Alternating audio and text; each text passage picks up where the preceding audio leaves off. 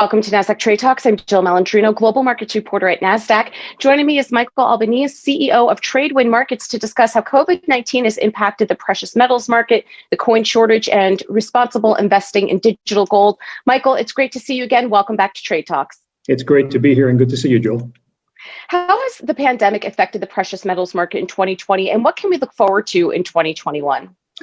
It has been a pivotal and a monumental year, to say the least, when it comes to commodities in general and gold in particular.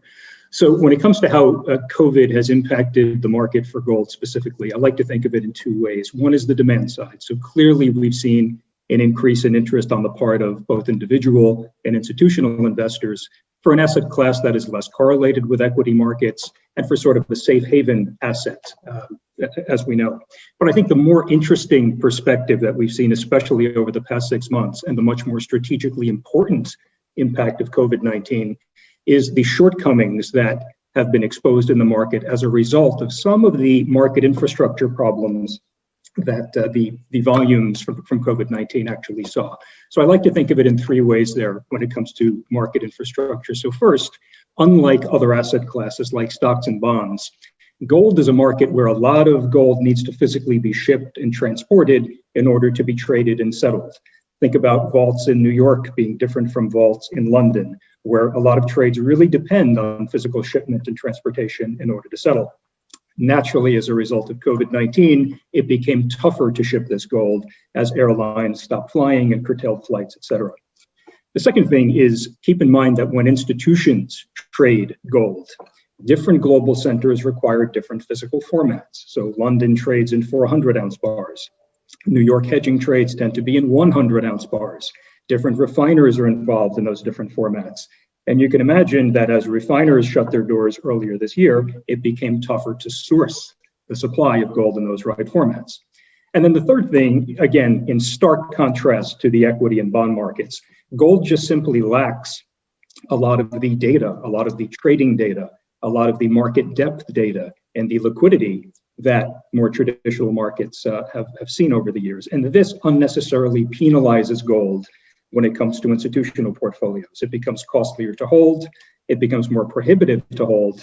And even when you talk about things like ESG data, that data until now has been sorely lacking. So in that third category, I put a huge opportunity to improve the amount of data, the quality of data, and the type of liquidity driving data that the market will need.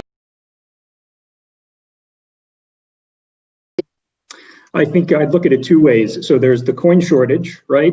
And then there's also the larger shortage of gold in the right formats, right? So taking the coin shortage, what we saw, especially among younger investors, was a savviness when it comes to investing and trying to bypass that coin shortage. So traditionally, when people would invest in gold, they would take possession of physical gold, whether it's a coin, whether it's a bar, whether it's a wafer.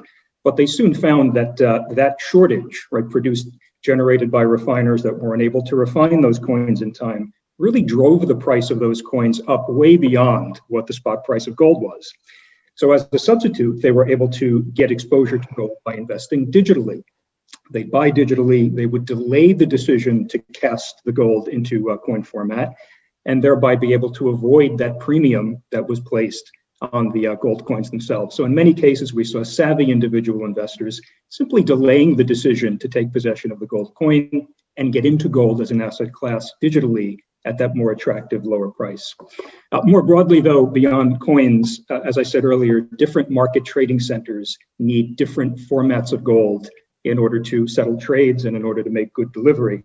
And so what we saw was a shortage of gold, not so much a shortage of gold, but the inability to figure out which format existed where.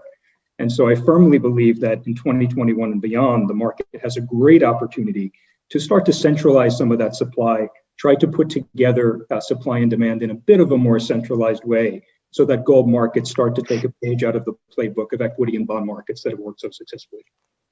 Michael, last time you were on Trade Talks, and we were in studio at that point, November 2019, we focused on responsible investing. How has this taken shape over the last year? I think a few really positive things have happened, and it's laid the groundwork for an extremely positive 2021. So number one, we see things more like standards starting to develop. So World Gold Council, LBMA, have now produced standards that will guide the way the market operates, whether you're a producer, whether you're an investor, whether you're a bank. The second thing is that there are now options, which there were not as recently as 1 year ago. There are options available to investors that are looking to make a more active, responsible purchase when it comes to gold. And then number three, you start to see again as a result of COVID-19 an increased awareness in doing the right thing. So there is a lot of concern now among gold investors and silver investors as well to understand where their gold came from, because they want their investment dollars to be doing the right thing and not rewarding bad behavior and not incentivizing poor ESG irresponsible production methods. So I think there's a lot more work to do, but the good news is solutions are now available. The market is fully aware, and there are some guidelines that have started to be established that will govern the way portfolio managers start to make their investments. That's encouraging to hear. So Michael, to wrap up here, was responsible investing impacted by the pandemic in any way, and how will it be prioritized in 2021 and beyond? I think, if anything, the pandemic has made people keenly aware that they need to do more, right, to make sure that money is flowing to the right places and that money is flowing to responsible places when it comes to gold investing. I think we also see, and I think you're going to see a lot more of this next year, asset managers creating ESG type products in asset classes that have been completely bypassed that concept before. So until very, very recently, you had some of the best equity asset managers and bond asset managers that were doing a great job with their securities portfolios from an ESG standpoint, but have only begun to scratch the surface when it comes to their commodities investing.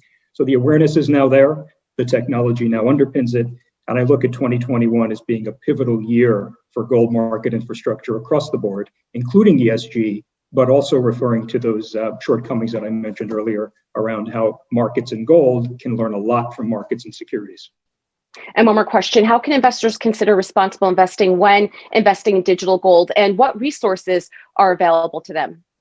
So at the most basic level, the first thing I would do is ask your provider about responsible gold, right? Tell them, number one, that you are interested in it. That's the first step. Number two, I would start to think about which of the portfolio guidelines, which of the standards that have already been published are most important to you. So for some people, the E in ESG may be more important. For certain people, the G may be more important. And then the third, the more you ask for, the more you ask local and asking your asset managers and your brokers about the concept. Michael, as always, we appreciate the insight. Thanks for joining us on Trade Talks, and thanks for joining me. I'm Jill Malandrino, Global Markets Reporter at Nasdaq.